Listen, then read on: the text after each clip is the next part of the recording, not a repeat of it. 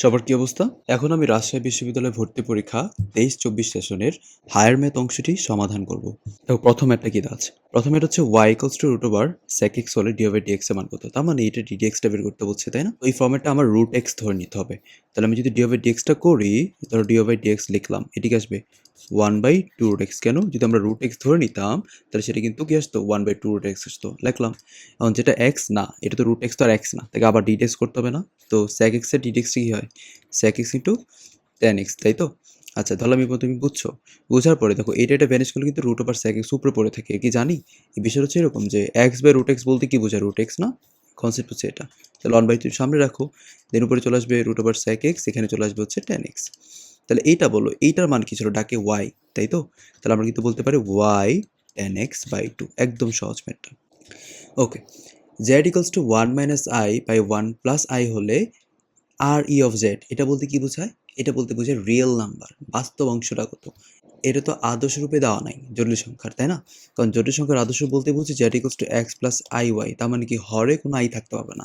এটাকে ভাঙন আমরা শিখছিলাম, নিচে যে ফাংশনটা আছে ওয়ান প্লাস আই, তার অনুবন্ধী দিয়ে উপর নিচে গুণ দিতে হবে। তার অনুবন্ধী দিয়া উপর নিচে যদি গুণ দিয়ে দিই তাহলে বিষয় কিন্তু এরকম দাঁড়াচ্ছে। তার নিচে কি থাকতেছে? এ প্লাস বি ইন্টু এ মাইনাস বি, অর্থাৎ এ স্কোয়ার মাইনাস বি স্কোয়ার। লিখলাম এটা, এখানে তো এটাই থাকবে, এটা কোনো চেঞ্জ নাই। আচ্ছা, আই স্কোয়ার মানে কি ছিল বলো তো? আমি তোকে সিকোয়েন্সটা শিখাই দিই। আই মান হচ্ছে রুট ওভার -1, আই স্কোয়ার মানে হচ্ছে কি -1, আই কিউ মানে কি -i টু দি পাওয়ার 4 বলতে বোঝায় 1। এখন তুমি আরেকটা শিখবা যে 1/i বা i ইনভার্স 1, এটা বলতে বুঝবো আমরা অলওয়েজ -i, এটার জন্য না ভুলো। এখন আমরা সিকোয়েন্স চিন্তা করি, তাহলে আই স্কোয়ার মানে ছিল -1, তাহলে মাইনাস আই স্কোয়ার বলতে কি বোঝাবে? পজিটিভ 1, তাহলে উত্তর কিন্তু এখানে কি দাঁড়াচ্ছে? 2 দাঁড়াচ্ছে। আর এটা যদি ভাঙ্গাই 1 minus 2ab plus b square, তাহলে ওই ফর্মেটে কিন্তু এখানে থেকে -2i/2 অর্থাৎ -i, বুঝছো? আর এটাকে যদি আমি একটা আদর্শ রূপে লিখতে চাই তাহলে বাস্তব অংশ হচ্ছে 0, আর এটা হচ্ছে প্লাস -1 ইন্টু আই। আশা করি এই পর্যন্ত বোঝা গেছে। তাহলে এখন এই যে রিয়েল নাম্বারটা, এটি ছিল কি রিয়েল নাম্বার, এটি কি ছিল ইমাজিনারি নাম্বার, তাই না? তাহলে রিয়েল নাম্বারটা কত আসতেছে? 0 না? তাহলে উত্তর কত এটার?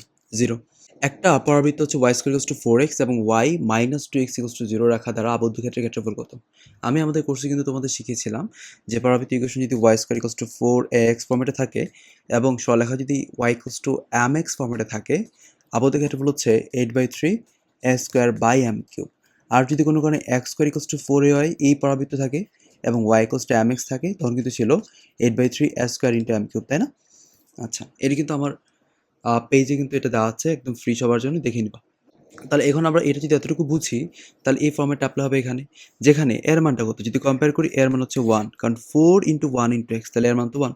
আর এটা তুমি যদি এভাবে সাজাও তাহলে y হচ্ছে কিন্তু 2x, যেখানে এর মান হচ্ছে 2। এই পর্যন্ত কিন্তু বুঝছি। তাহলে 8/3 a square by m cube, অর্থাৎ 2 কিউব বলতে বোঝায় 8, কাটাকাটি করলে 1/3 চলে আসবে। আচ্ছা, এই দুইটা বৃত্ত যদি পরস্পরকে অন্তস্থভাবে স্পর্শ করে পি এর মান কত হবে? দুইটা শর্ত ছিল, একটা কি বহিস্থভাবে স্পর্শ, আর একটা কি ছিল অন্তস্থভাবে স্পর্শ। যদি দুইটা বৃত্ত বহিস্থভাবে স্পর্শ করে তখন এই কেন্দ্র দুইটা যে দূরত্ব, ধরলাম C1 একটা, এটা হচ্ছে C2, এই কেন্দ্র দুইটা দূরত্ব হচ্ছে ব্যাসার্ধ দুইটা যোগফলের সমান। আর যদি কোথাও বলে যে অন্তস্থভাবে স্পর্শ বলতে কি ভিতরে স্পর্শ করছে, তখন এই যে কেন্দ্র দুইটা, এই কেন্দ্র দুইটা দূরত্ব হয়ে যাবে কি জানো? ব্যাসার্ধ দ্বয়ের বিয়োগফলের সমান। বুঝে গেছে? তাহলে এটা কেন্দ্রগত, যেহেতু এটা x square plus y square equals to r square ফর্মেটে আছে, কেন্দ্র হচ্ছে 0,0, এটা জানি আমরা সবাই। আর এটা কেন্দ্রগত, এটা কেন্দ্র হচ্ছে 4।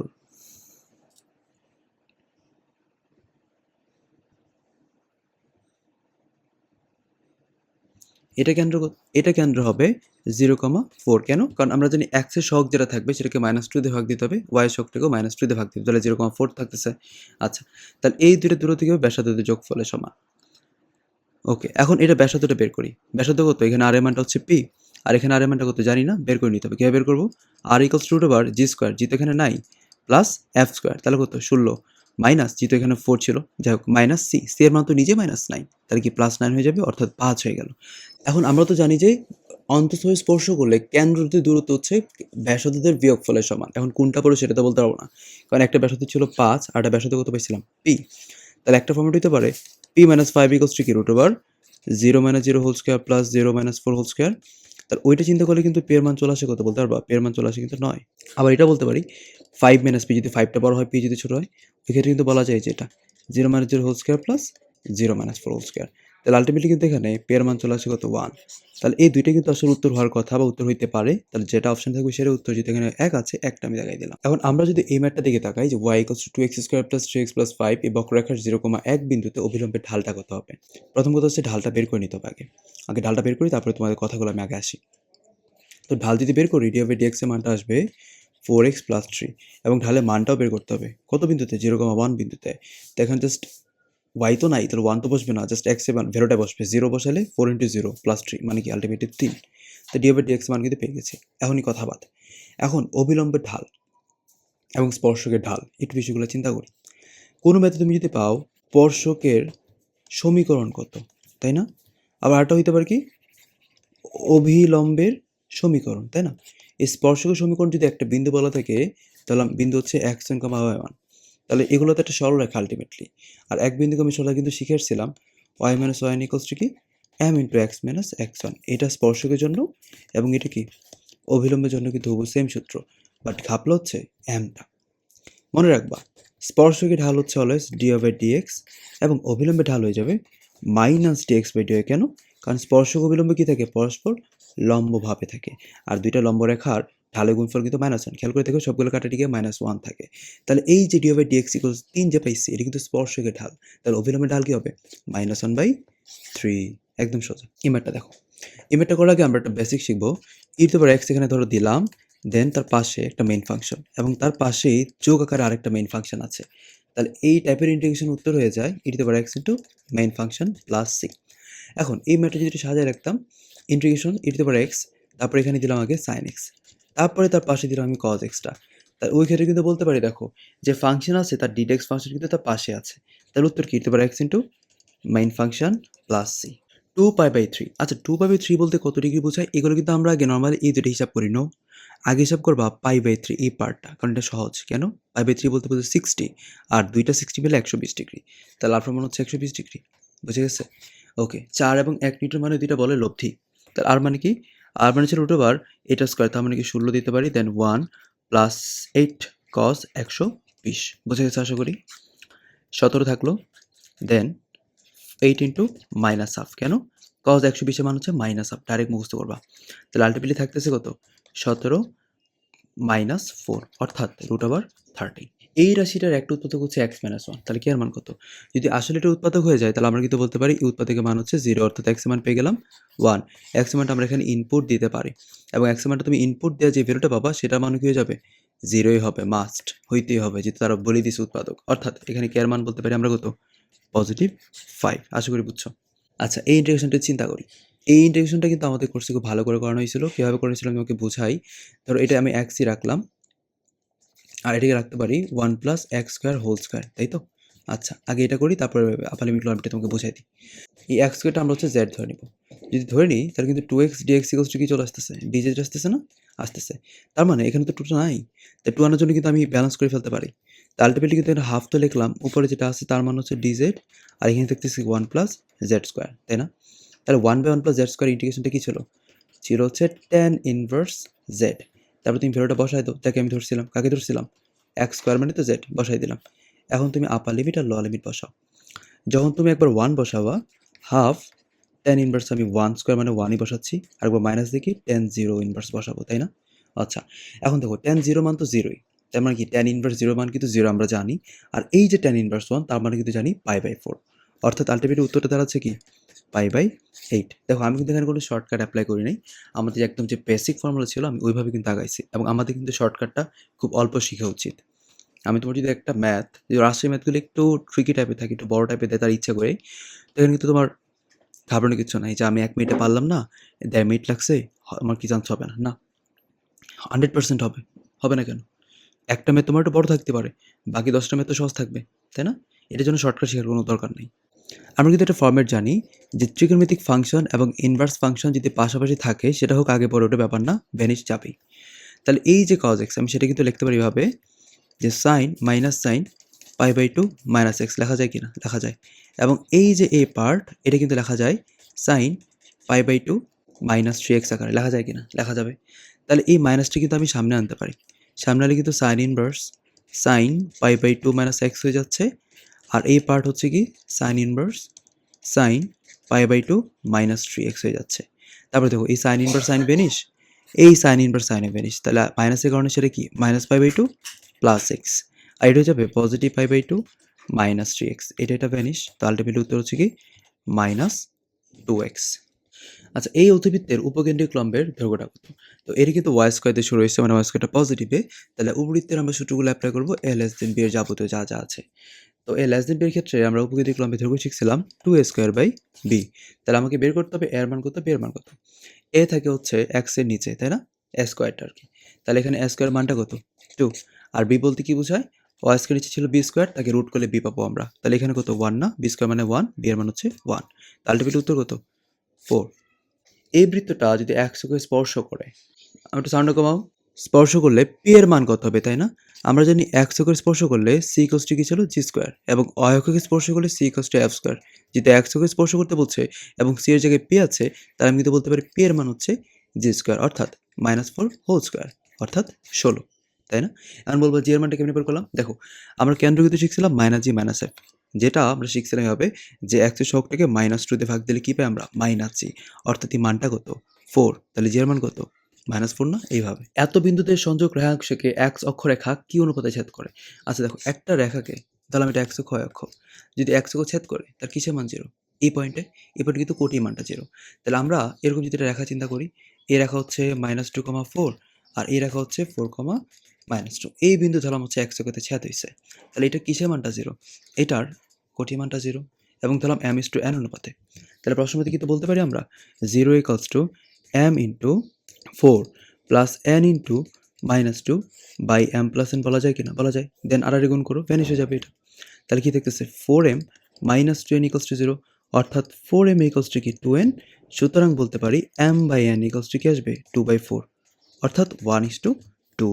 বুঝে গেছে? এর জন্য কিন্তু আমি শর্টকাট অ্যাপ্লাই করিনি, 1 মিনিটের মধ্যে আমরা পারছি ম্যাথটা। আচ্ছা, এটা তোমরা একটু 3টা স্টার দিয়ে রাখো, জিএসটি হোক, কৃষি উৎস হোক বা রাজশাহী হোক, আসার মতো একটা। প্রথম কথা হচ্ছে তুমি এখান থেকে ওয়ার ভ্যালুটা বের করবা, তাহলে ওয়ার ভ্যালু যদি বের করি √2y = কি হচ্ছে 1 + i হচ্ছে, তাই না? তাহলে ওয়ার মানটা কি 1 + i/√2, তুমি যদি স্কোয়ার করে দাও তাহলে দুই পাশে উপরে নিচে স্কোয়ার করতে হবে, তাহলে a + b হোল সূত্র পড়তেছে a² + 2ab + b²/2, অর্থাৎ i² মান ছিল -1, -1 + 1 ভ্যানিশ, 2i/2 মানে i। আচ্ছা, তাহলে এই y⁴ বলতে কি বোঝায় i⁴, যেহেতু y² মান হচ্ছে i, তাহলে y⁴ মানে কি i⁴ হয়ে যাবে না? একদম সোজা তো, যার মান হচ্ছে 1। এখন 12 ms ইনভার্স 1 বেগের দুইটি পার্শ্বে 30 এবং 60 কণিকারত অংশদের মান কত কত হবে, তাই না? ওকে, চিন্তা করি। আচ্ছা, 30 এবং 60 মিলে 90 হয়, তাহলে এটা ছিল 12, যে লব্ধি যেটা ছিল 12 ব্যাগ এটা। তো এই পাশে হচ্ছে 30 আর এই পাশে হচ্ছে 60, একদম নর্মাল বেসিক। তাহলে এখানে x ধরলাম, এখানে y উপাংশ ধরলাম, তাহলে x উপাংশের মানটা কি আসবে? x উপাংশের মান আসবে 12 cos 30, আর cos 30 ভ্যালু কত ছিল? cos 30 ভ্যালু ছিল √3/2, তাহলে 12 √3/2 অর্থাৎ 6√3। তাহলে খেয়াল করো, প্রথম কোথায় 6√2 আছে, একটা অপশনই তো আছে, তাহলে দ্বিতীয়টা বের করার দরকার নেই। অথবা যদি দ্বিতীয়টা বের করতে বলি, কীভাবে বের করবো আমরা? y = বলতে পারি 12 sin 30, আমরা বলতে পারি 60 দেওয়া ছিল, দরকার কি? এখানে তুমি তাহলে 60 ইউজ করলে কিন্তু এটা 12 cos 60 হয়ে যেত, এত বোঝাতে লাগবে না। কারণ আমরা কিন্তু ফিজিক্সে পড়েছিলাম লম্বাংশের ক্ষেত্রে যদি এটা থিটা হয়ে যায়, তাহলে এটা যদি আর হয়ে যায়, তাহলে এটা তোমার ধরো x, এটা ধরো হচ্ছে y, তাহলে x ইউজ টু কি ছিল r cos থিটা, এবং y ইকুয়ালস ছিল কি r sin থিটা। তো ওই বেসিক কিন্তু আমরা এখানে অ্যাপ্লাই করছি। তা 12 × 1/2 অর্থাৎ 6, আশা করি বুঝছো। এখন এই পরাবৃত্ত দুইটার উপকেন্দ্রদের মধ্যবর্তী দূরত্ব কত হবে? তাহলে এইটার উপকেন্দ্র কত 0,a, আর এইটা কত ছিল a,0, তাহলে এখানে এর মানটা কত 4, তাহলে 0,4, এবং এর মানটা ছিল -2, অর্থাৎ বলতে পারি -2,0। তাহলে এই দুটো দূরত্ব কেমনি বের করবো? √0 + 2 whole square plus 4 - 0 whole square, অর্থাৎ √4 + 16 অর্থাৎ 20। আর এই 20টাকে আমরা কীভাবে ভাঙাইতে পারি? দেখো, এটা বলতে বোঝায় 4 × 5, তার √4 বলতে তো 2 বোঝায়, উত্তর হচ্ছে কি 2√। এই ম্যাথটা একটু খেয়াল করো, প্রথম কোয়াড্রেন্ট কিন্তু প্রথমত বলা ছিল 0 থেকে বড়, π/2 থেকে ছোট, তো আমার প্রথম কোয়াড্রেন্ট অল পজিটিভ। এর আগে তোমাকে আমি সমকোণী ত্রিভুজের সম্পর্ক শিখাই, যেমন 3, 4, 5 একটা পার্ট লিখলাম, 5, 12, 13 একটা পার্ট লিখলাম, দেন 6, 8, 10 হইতে পারে, 1, 2√5 হইতে পারে, এবং লাস্টে x √1 - x² এবং 1। এই যে কয়েকটা লিখলাম, এগুলো কি আসলে? এগুলোর মধ্যে তুমি দেখো যে সবার লাস্টে যেটা আছে সবচেয়ে বড় ভ্যালু কিন্তু সব জায়গায়। এই সবচেয়ে বড় ভ্যালুগুলো হচ্ছে অতিভুজ। আর সামনের ২ টা এক্সচেঞ্জ হইতে পারে, ভূমি এবং লম্বতে কিন্তু এক্সচেঞ্জ হইতে পারে। ধরো ৩ মাঝে, মাঝে ভূমি, ৩ মাঝে, মাঝে লম্ব। বাট এই যে ৫, এই ৫ টা 100% অতিভুজ। তাহলে এই যে tan θ = ৩ যায়, ৩/৪ আছে। তাহলে এটা কি ভূমি, এটা হচ্ছে লম্ব। তাহলে অতিভুজ কত এই ফরম্যাটে? ৫। তাহলে প্রথম কথা হচ্ছে sin θ, মানে কি লম্ব বাই অতিভুজ দিলাম। cos θ মানে কি ভূমি বাই অতিভুজ, তাও দিলাম। দেন নিচে কি আসবে? ৩/৫ প্লাস 4/5। ওই ফর্মে যদি আমরা চিন্তা করি, ৫ এখানে গেলে উপরে থাকবে -1 আর নিচে 7/5, অর্থাৎ উত্তর দাঁড়াচ্ছে -1/7। tan θ = 1/3 হলে sin 4θ মানটা কত? কিভাবে করা যায়? আমরা কি sin 4θ কে একটু ভাঙানোর ট্রাই করি। 2 × 2θ লেখা যাবে? লেখা যাবে। তার মানে কি sin 2 এর সূত্র ছিল একটা, এটা লিখে দিই তোমাকে। দেখো আমরা sin 2 এর সূত্র শিখেছিলাম 2 sin a cos a। তাহলে ওই ফর্মেটে কিন্তু আমরা এটাকে বলতে পারি 2 sin a cos a। তাও তো থিটাতে আছে, 2 থিটাতে আছে, থিটাতে তো আসে নাই। কি চিন্তা করা যায়? আবার চিন্তা করে আমরা এটাকে আবার ভাঙাই 2 sin θ cos θ। এটাকে তাহলে কেমনে ভাঙাবো? এটা ফর্মুলা ছিল cos 2 থিটার সূত্র হচ্ছে cos square theta minus sin square theta. এই পর্যন্ত আশা করি বুঝছো। তারপরে জাস্ট আমরা মানগুলো বসাবো। sin থিটা মান কি? ওই বেসিক অনুযায়ী চিত্র আঁকতে হবে। আমরা যদি tan থিটা যদি চিন্তা করি, tan থিটা মানে কি ছিল? লম্ব বাই ভূমি। তাহলে এটা লম্ব, এটা হচ্ছে ভূমি। এটা কত আসবে? এটা হচ্ছে √10। আশা করি এই পর্যন্ত বুঝছো। তাহলে sin থিটা মানে কি? লম্ব বাই অতিভুজ। cos থিটা মানে কি? ভূমি বাই অতিভুজ। এই পার্টগুলোতে আসো। cos থিটা হোল স্কয়ার বলতে কি বোঝায়? 9/10। sin থিটা হোল স্কয়ার বলতে কি বোঝায়? 1/10। যদি সবগুলো যদি কম্পেয়ার করি, 12/10 ইন্টু 10 নিলে এখানে কি আসতেছে? 8 আসতেছে। 96/100। বুঝা গেছে? তুমি যদি এখানে 4 দিয়ে ভাগ দাও, এটা থাকবে 24, এটা থাকবে কি? 25। তাহলে উত্তর কত? 24/25। মানে একটু বড় ম্যাথ, বাট সহজ ম্যাথটা। এই সরলরেখার 3 একক দূরবর্তী সমান্তরাল রেখার সমীকরণ নিচে কোনটা হবে? আচ্ছা, এটা সরলরেখা ধরলাম। তো আমরা সমান্তরাল রেখা কিন্তু আলটিমেটলি চাইছে। তাহলে প্রথম বেসিক হচ্ছে এটা সমান্তরাল রেখাটা কি আসবে? আমরা জানি কোনো কিছু চেঞ্জ হয় না, শুধুমাত্র একটা পজিটিভ কে হয়ে যাবে। আচ্ছা, এবং এই 2টা রেখার দূরত্ব হচ্ছে 3। তাহলে আমরা এবার কীভাবে জানি শিখছিলাম সরলরেখা চ্যাপ্টারে? যদি সমান্তরাল রেখাগুলোর মধ্যবর্তী দূরত্ব বের করতে বলে, এই দূরত্ব হচ্ছে উপরে থাকবে ধ্রুবক 2টার বিয়োগফল। তাহলে k + 3, এটা থেকে বাদ দিলাম। আর নিচে কি থাকবে? √3² প্লাস এটা মানে কি x এর সহগ স্কয়ার প্লাস y এর সহগ স্কয়ার। তাহলে আলটিমেটলি থাকতেছে কি 3 = মডুলাস k + 3/5, অর্থাৎ মডুলাস k + 3 এর মান হচ্ছে কি 15। আমি বলতে পারি k + 3 এর মান হচ্ছে কি +-15। তো k এর মান হচ্ছে কি একটা 12, আর একটা হচ্ছে কত? -18। তো যেটা অপশনে থাকবে সেটা আমরা উত্তর দিব। তাহলে আমি যদি 12 বসাই দিই, 3x - 4a + 12 না? যেটা কোথায় আছে? দেখো লাস্টেরটা। বাট -18 দিয়ে কোনো ম্যাথ নাই। আচ্ছা, এখন চিন্তা করি যে x ও z এর কোন মানের জন্য এটা একটা বি প্রতিসম ম্যাট্রিক্স হবে। ভালো করে খেয়াল করবা। বি প্রতিসম ম্যাট্রিক্স হওয়ার একটা প্রধান শর্ত হচ্ছে মুখ্য কর্ণ বরাবর যে ভুক্তিগুলো থাকবে তাদের মান হচ্ছে 0, 0 হইতে হবে। তাহলে আলটিমেটলি আমরা বলতে পারি এখানে x - y এর মান হচ্ছে 0, আবার x + 2z এর মান হচ্ছে 0 হইতে হবে। এখন তো আমি প্রথমটাকে আমি চুজ করলাম, এটা হচ্ছে উত্তর। তাহলে এগুলো তো x ও z সিরিয়াল মেইনটেইন করে। এর কি উত্তর হবে? x আর y কি সমান? কারণ এখানে তো বলা আছে x = y। এটা উত্তর হওয়ার কোনো সুযোগ নাই। তাহলে x = y কোথায়, কোথায় আছে? এটা আছে, এটা আছে, এটা আছে। তার মানে এই 3টার জন্য কিন্তু প্রথম শর্তটা অ্যাপ্লিকেবল। বাট লাস্টেরটা অ্যাপ্লিকেবল না। লাস্টেরটা কোনটার জন্য অ্যাপ্লিকেবল আমরা সেটা একটু চিন্তা করি। যদি আমরা এই প্রথমটা চিন্তা করতাম, তাহলে x এর মান হচ্ছে 3, আর এটা হচ্ছে 2 × z, অর্থাৎ 4, যেটা কোনোদিনই 0 না। এর উত্তর হবেই না। যদি আমরা 3 নাম্বারটা চিন্তা করতাম, ধরো x এর মান হচ্ছে 4 দিলাম। আর এখানে 2 z এর মানটা কত? -2। তাহলে 2 × -2। দেখো এটা কিন্তু আবার 0 হয়ে গেছে। তার মানে কিন্তু এই অপশনটার জন্য প্রথম শর্ত মানে, এই অশর্ত মানে। তার উত্তর কোনটা? সি নাম্বারটা। আচ্ছা, এই উপবৃত্তটা যদি 4,6 বিন্দুতে অতিক্রম করে উৎকেন্দ্রিকতা কত? ই এর মানটা কত? খেয়াল করো। এটা তোমার একটা উপবৃত্ত আমি বলতে পারতাম যদি m এর মানটা জানতাম। m এর মানটা জানি না। যেহেতু এইটাতে যাইতেছে তাহলে এটা দ্বারা সিদ্ধ হয়ে যাবে 100%। সিদ্ধ করে দাও। তাহলে 16/25 প্লাস 36 ভাগ m = কত? 1 হয়ে যাচ্ছে। তাহলে আমরা কিন্তু বলতে পারি 36 ভাগ m এর মানটা হচ্ছে 1 - 16/25, অর্থাৎ 25 লসাগু নিলে কিন্তু এখানে থাকতেছে 9।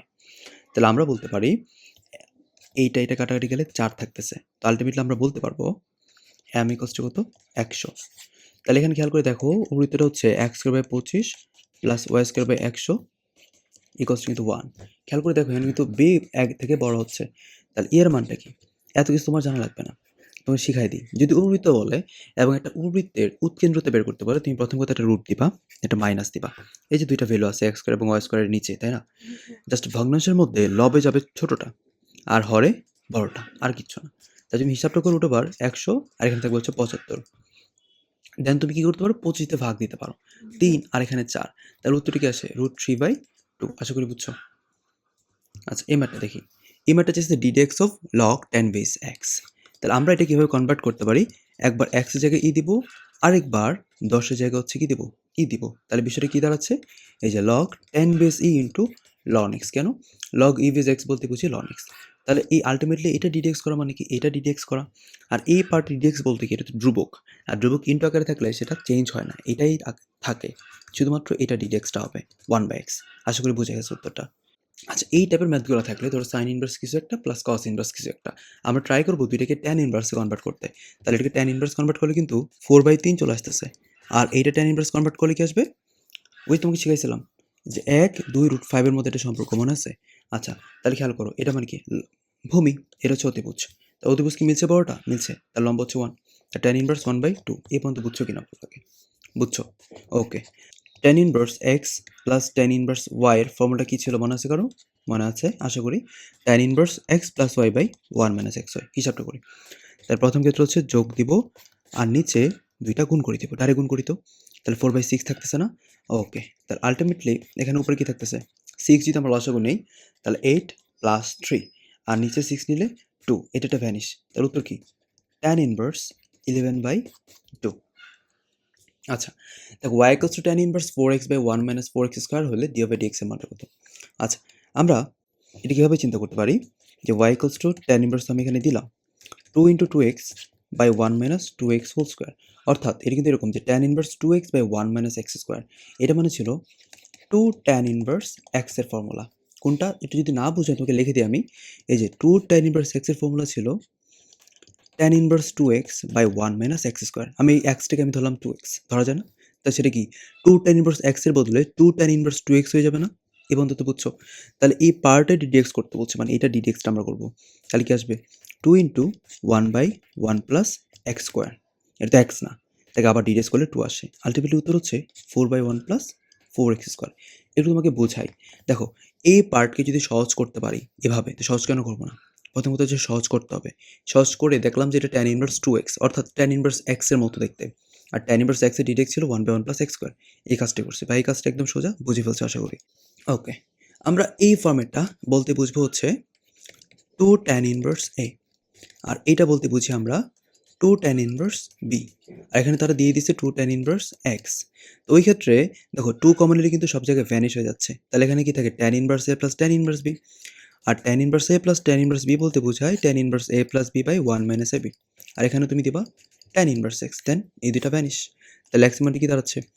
a plus b by 1 minus ab।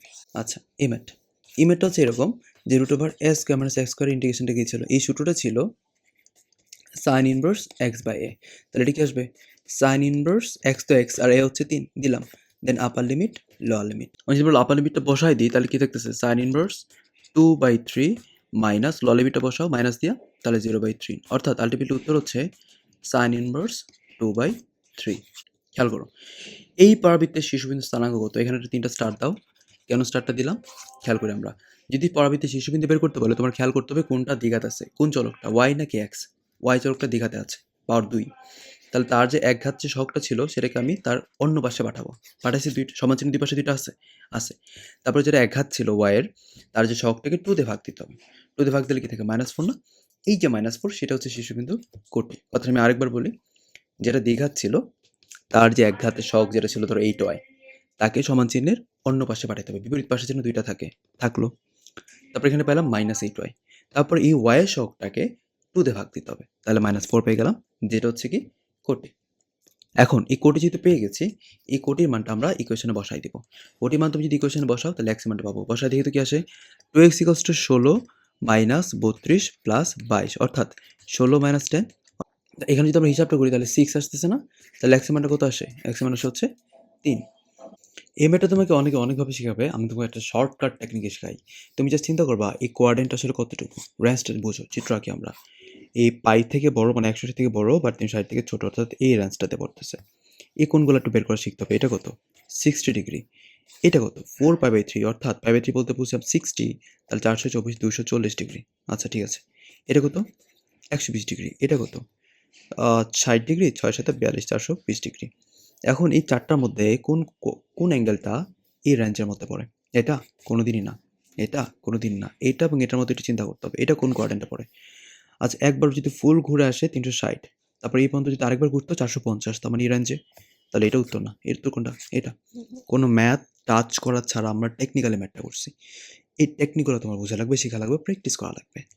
x² + 2x - 2 = 0 সমীকরণের মূলদ্বয় যদি p এবং q হয়ে যায় 1/p + 1/q এর মানটা কত? যদি আমরা এটা লসাগু নিই pq, তাহলে কিন্তু p + q চলে আসতেছে। এখন বলো এই ইকুয়েশন দুটার মূল যদি p আর q থাকে তাহলে দুইটার মূলের যোগফল কি? যোগফল হচ্ছে -2 আর গুণফলটা কি? গুণফল হচ্ছে -2। বোঝা গেছে? তাহলে যদি মানগুলো বসায় -2/-2 অর্থাৎ +1। যে বৃত্তের কেন্দ্র এত এবং এত রেখাকে স্পর্শ করে তার সমীকরণ কোনটা হবে? আচ্ছা তাহলে এখন কিন্তু বলছে এখানে যে উত্তর হবে তার কেন্দ্র কিন্তু 4,3। তাহলে এখানে দেখো তো 4,3 কোনটা হইতে পারে? এইটা হইতে পারে, এইটা হতে পারে, তাই না? এবং এটা কেন্দ্র কত ছিল? 4,3, এটাও কেন্দ্র হচ্ছে 4, আচ্ছা এখন জাস্ট আমার ব্যাসার্ধটা লাগবে। কেমনে বের করতে পারি? আমরা কিন্তু জানি যদি স্পর্শক হয় তাহলে কেন্দ্র থেকে স্পর্শকের লম্ব দূরত্ব ব্যাসার্ধের সমান। এটা কি শিখে আসছি না? তাহলে r = কিন্তু বলতে পারি, আগে সিদ্ধ করাই দিই।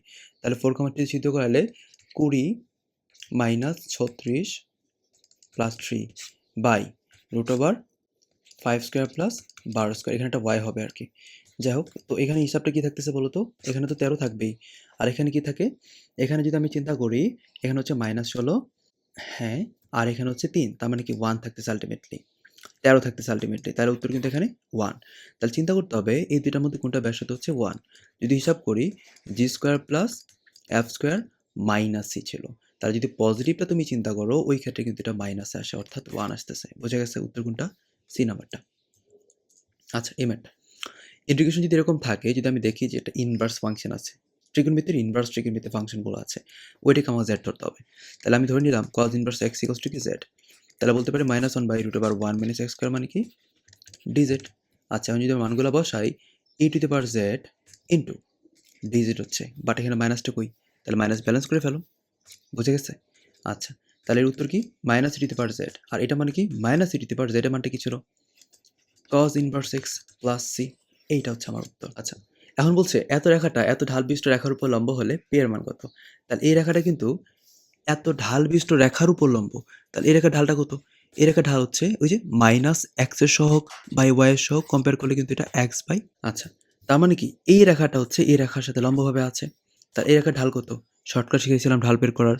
-x এর সহগ বাই y এর সহগ। অর্থাৎ ঢালটা হচ্ছে কি 3/p। আচ্ছা আর এই রেখার ঢালটা কত ছিল? 5/3। তাহলে যেহেতু দুইটা রেখা পরস্পর লম্ব, তো তাদের ঢালের গুণফল কত হয়ে যাবে?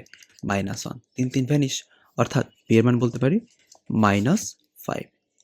আচ্ছা এই বক্ররেখার এত বিন্দুতে অভিলম্বের সমীকরণ তুমি কিন্তু ম্যাথটা পারো। প্রথম তোকে শিখেছিলাম এটার d/dx এর মানটা বের করতে হবে। যদি আমি d/dx এর মানটা বের করি 3x² + 2 চলে আসতেছে। তারপর এত বিন্দু কিন্তু বলা ছিল। তাহলে ঢালটা কত? d/dx এর মান হচ্ছে 2। আচ্ছা অভিলম্বের সমীকরণ, এটা বিন্দু তো বলা ছিল 0,6। তাহলে এক বিন্দুগামী যে কোনো ধরনের ইকুয়েশন হবে y - 1 = কি m × x - x, সেটাও তুমি জানো। যদি বিন্দুগুলা বসাই y - 6 = m × x - x1। কেন এটা ফাঁকা রাখলাম? মনে করাই দিই তোমাকে। এই যে d/dx এটা কিন্তু ছিল স্পর্শকের ঢাল। আর যদি অভিলম্বের ঢাল বলতাম সেটা কিন্তু -dx/dy অর্থাৎ -1/2 আসতো। এখানে কি -1/2 বসাতে হবে না? জি বসাতে হবে। তাহলে আল্টিমেটলি থাকে 2y - 12 = কি? -x অর্থাৎ x + 2y - 12 = কি? 0। সহজ ছিল না? তো তোমরা পিডিএফ স্লাইডটা একটু ভালো করে চোখ বুলাবা। যে ম্যাথগুলো খুব ইম্পর্টেন্ট বললাম ভালো করে প্র্যাকটিস করবা। দেখা হচ্ছে নেক্সট কোনো ভিডিওতে।